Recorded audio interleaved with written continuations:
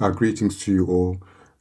Today's, I can't really call it a teaching. There's just some thoughts I would like to share. And I've titled this, As It Was in the Beginning, So It Is in the End. And I want to start off in the Garden of Eden, which is in Genesis 2, and end up with the New Jerusalem in Revelation 21 and 22. So we start off with the whole idea of a Garden of Eden, a holy place. And let's go to Genesis 2, verse 8 to 15. And then the Lord God planted a garden in the east, and he called it Eden, and he put man there whom he had formed. And the Lord caused every beautiful tree and every tree that was good for food to grow out of the ground in the middle of the garden. God put the tree that gives life, and he also put the tree that gives knowledge, knowledge of good and evil. Now he starts. So the first thing that we notice is that it was a demarcated piece of real estate. And what was there is we know that there were lots of trees, but there were two significant trees. One, the tree of life, and then there was also a tree of that gives knowledge of good and evil. And now he's describing the extent of the land without actually giving us dimensions. He says, a river flowed through Eden and watered the garden. From there, the river branched to become four rivers. The first one was called Pishon. And in that area, he says, flows around the whole land called Havilah. And there's gold in that area, and that gold is excellent. Then he goes on. The second river was named Gihon, and the expanded translation speculates that this actually is in the land of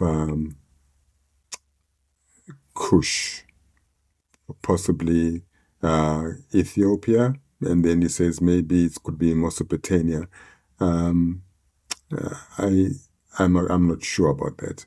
Anyway, then he talks about the Tigris, which is basically which flows out of Assyria, old Assyria, and the fourth was the river Euphrates. So this encompassed the whole extent of the land, and we know that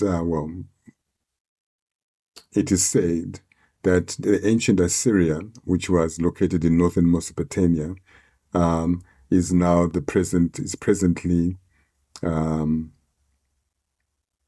Turkey, Syria, and Iraq. That's what they suspect, because these were vast countries. They're not as small as they are nowadays.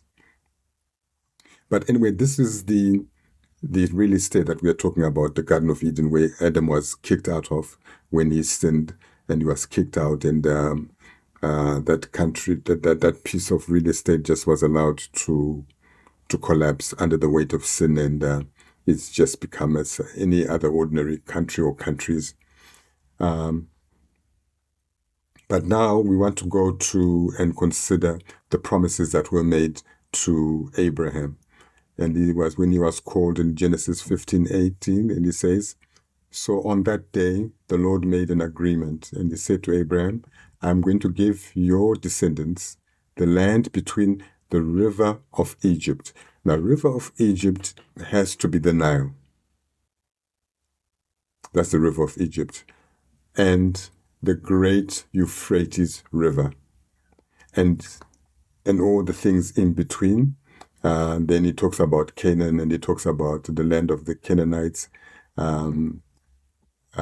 Kadmonites, Hittites, Perizzites, Rephaites, Amorites, Canaanites, Girgashites, and Jebusites, which was the pre-Israelite Canaan, where he led them to in the first instance. Now, I think these promises, the original promise is from the land between the great river of Egypt and the Euphrates. It may include the Tigris, because the Tigris is further on, but they're in the same land. They say they flow through the same countries. But then he was leading them in the first instance to Canaan. So I think he gives them made these promises in terms of what they could do at that time, what was possible for them to do. Although all that real estate was promised to them, but I think what he knew what they were capable of doing was just to occupy Canaan. In Exodus 23:31, he makes the same promise. He says, I will give you the land from the Red Sea. Now it's the Red Sea, not the Great River, because the sea is not a river, to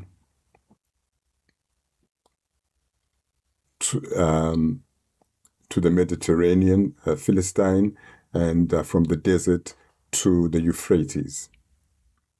But we also know that they couldn't realistically at that time have taken anything beyond Canaan. So, and even Canaan, they were not able to take all of it at the time.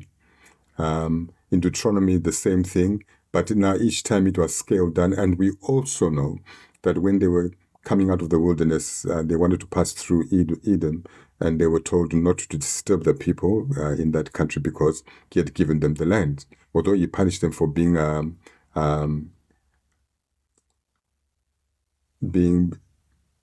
refusing to give the Israelites passage through their land, but he did not want them to be disturbed at that point in time. But we also know that later he also prophesied that Israel would occupy that land. We'll come to that in a little later. And I think this is what we see throughout when he's talking about the real estate. But one thing that is consistent here is talking about the Mediterranean on the one hand and the Euphrates. Then we know that in some passages, scripture talks about the Red Sea and then the Great River, which is basically in what we see in the promise he made to Abraham in Genesis 15. And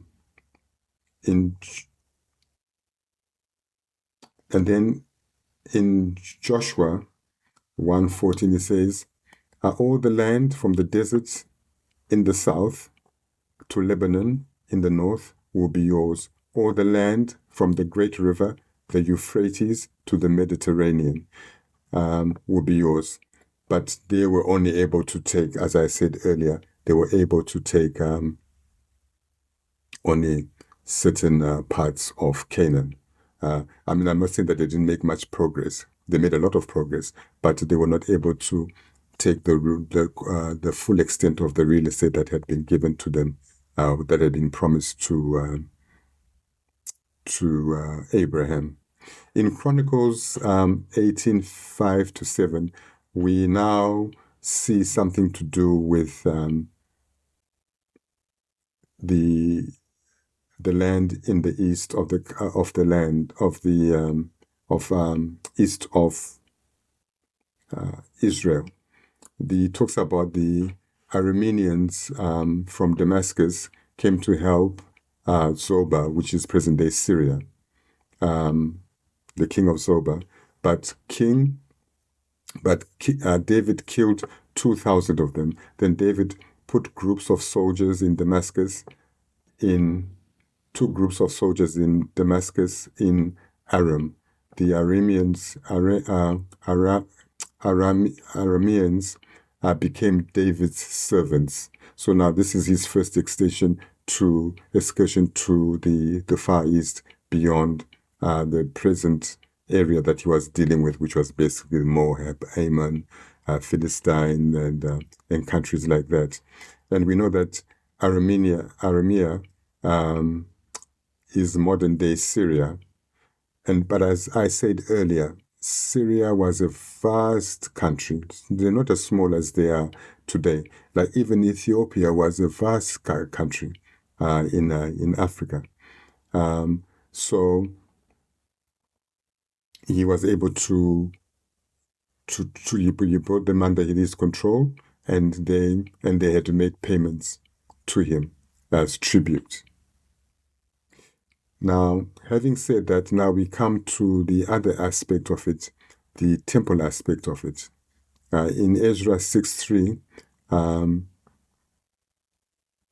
we hear that in the first year of King Cyrus, the king issued a decree concerning the temple of God in Jerusalem to be rebuilt. It says, let the temple be rebuilt as a place of present sacrifices, and let its foundations be laid. It is to be 60 cubits high and 60 cubits wide. So here we're talking about a square. This is the only example I came across. I'm sure there are many others. Now, having said that, now we come to Revelation 21:15-27. And here, this is what it says. So the angel took him to see what the new Jerusalem that was coming down from the sky. And it says it was a square. The angel measured the city with a rod. The city was 1,500 miles long, 1,500 miles wide, and 1,500 miles high. So it's a cube. And we saw that in Ezra that the temple is a cube, because this is the holy city. This is where God is throne, is to be. Okay, then it goes on to say, this is a promise. Okay, then it says that the walls were made of jasper, and the city was made of pure gold, as pure as glass.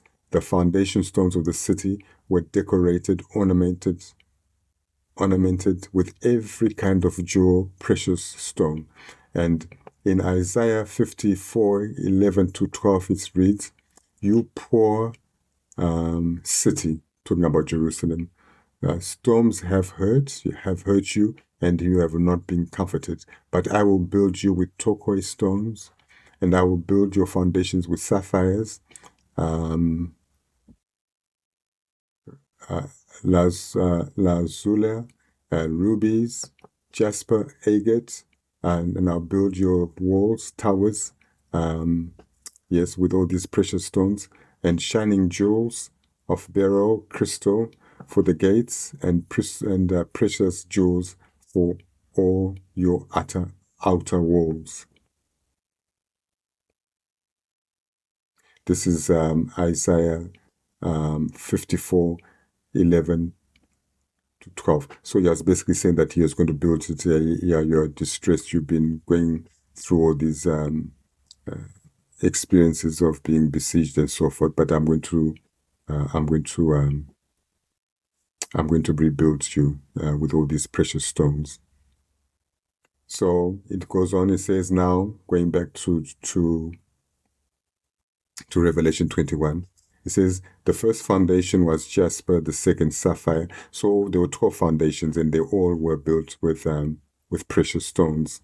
And then in verse 21, and then the 12 gates were all made of pearl. A single pearl was made, and each gate was made from a single pearl. So you can imagine how huge those are. And the main street of the city was made of pure gold, as clear as glass. And then he goes on to say, John, I did not see a temple in the city, because the Lord God Almighty and the Lamb are the city's temple. So they will provide the lights. And the city does not need sun or the moon to shine on it, because the glory of God is its the glory of God is its light, and the Lamb is the city's lamp. In Isaiah 60:19, it reads, the sun will no longer be your light during the day, nor will the brightness from the moon be your light, because the Lord will be your light forever, everlasting light, and your God will be your glory. In Zechariah 14:6-7, it reads, And on that day, there will be no light, cold or frost. It's talking about all the sources of light that diminish. There will be no other day like it. And the Lord knows when it will come, a day known by the Lord only. There will be no day or light. Even at evening, it will still be light. In verse 24 of Revelation 21, by its light the people of the world will walk, and the kings of the earth will bring their glory into it. So the light is the same light that was talked about in Genesis 1. It says, "Let there be light," and there was light when there was not a single luminary in the sky.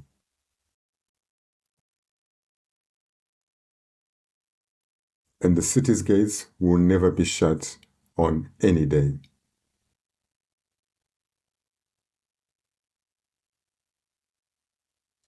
Yes, they will always be open. This is in Isaiah 60:11. The gates will never be closed. The gates will always be open. They will not be closed day or night. So the nations can bring their wealth to you, and their kings will be led to you. Because there is no night there, the glory and the honor of the nations will be brought into it as gifts to God. Nothing unclean, impure, profane, common, and no one who does shameful, detestable, abominable things or tells lies will ever go into the city. Only those names which are written in the Lamb's book of life will be allowed. So basically, here we are talking about a situation where God has cleansed the earth and there's no more unrighteousness, and particularly in the New Jerusalem that comes down from heaven. And then he says in Revelation 3:5, those who win the victory, overcome, conquer, will be dressed in white clothes with them, and I will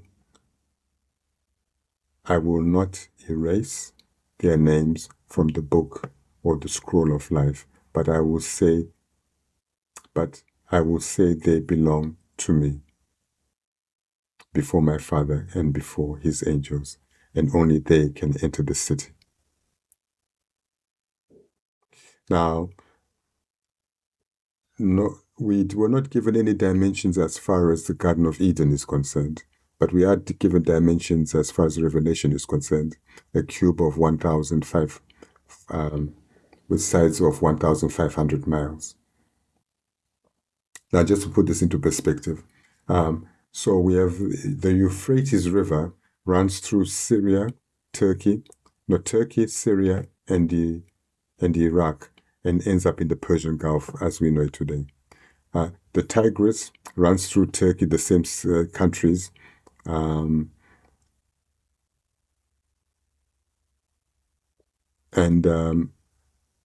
It even touches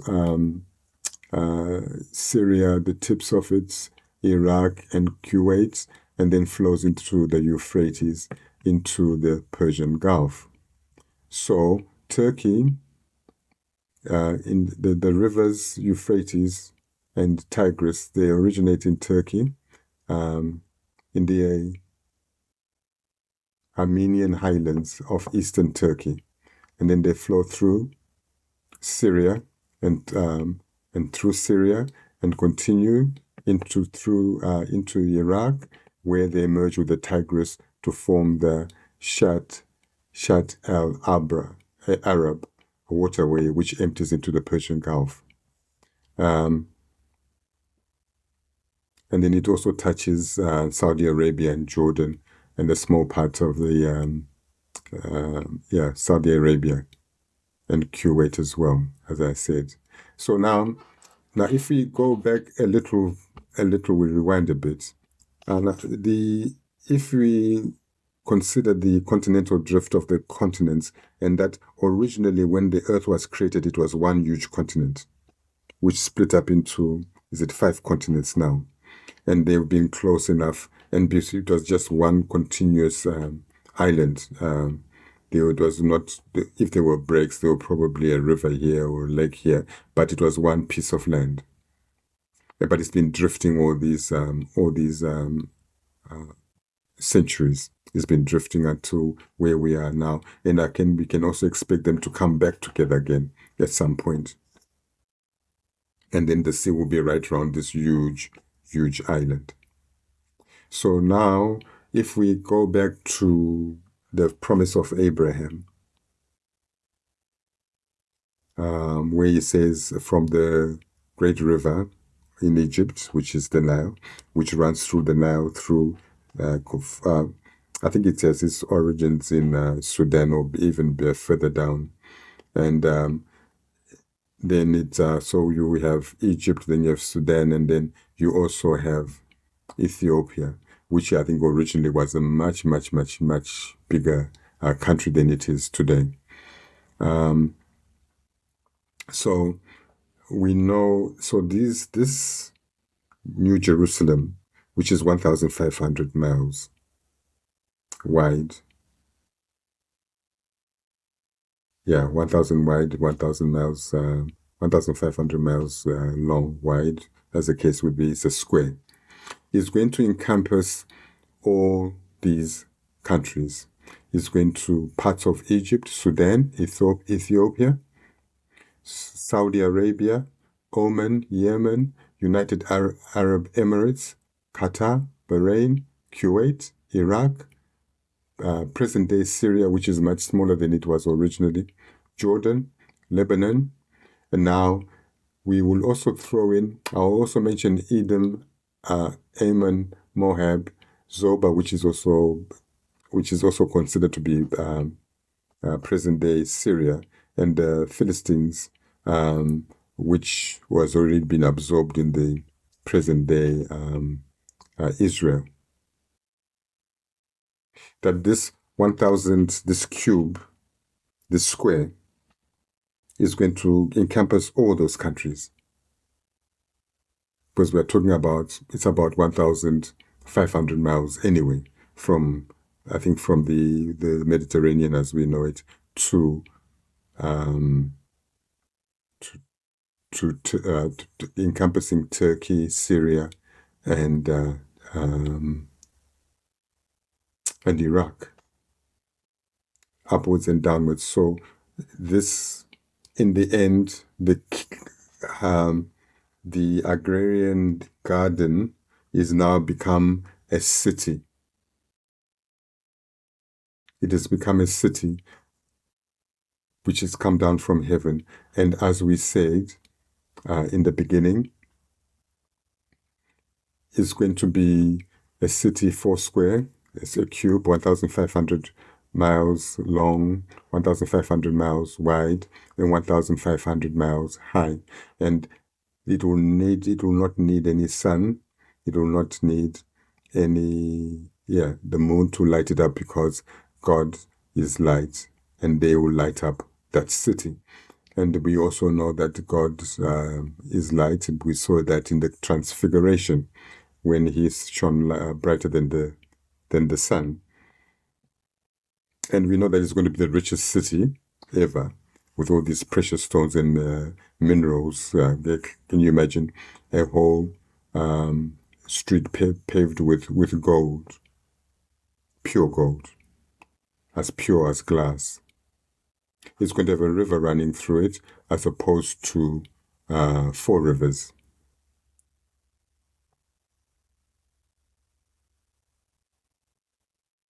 Now, having said that, we can now say, these are the things that we can glean from this, is that the angels, now we go to Revelation 22, 1-5, then the angel showed me a river of the water of life. It was shining like crystal and was flowing from the throne of God and the Lamb. So there's one throne of God and the Lamb. Down the middle of the main street, which we know is paved in gold. And then the tree of life was on each side of the river. and it produces 12 fruits, 12 times a year, once each month, different type of fruit. And the leaves of the tree are for the healing of the nations. I don't know what they will need to be healed from, but the leaves are for the healing of the nations, and it will produce 12 fruits. I don't know whether these are for enjoyment or they got some other purpose. They fulfill some other purpose, just like the leaves are for healing. Maybe the fruits are for something else. And then it goes on. Nothing God judges guilty will be in the city. Nothing accursed will be there. There will no longer be any curse. As we saw in the Garden of Eden, the reason why Adam was kicked out, was thrown out of the garden, is because of sin. So there will be no curse, there will be no sin in the city, the New Jerusalem.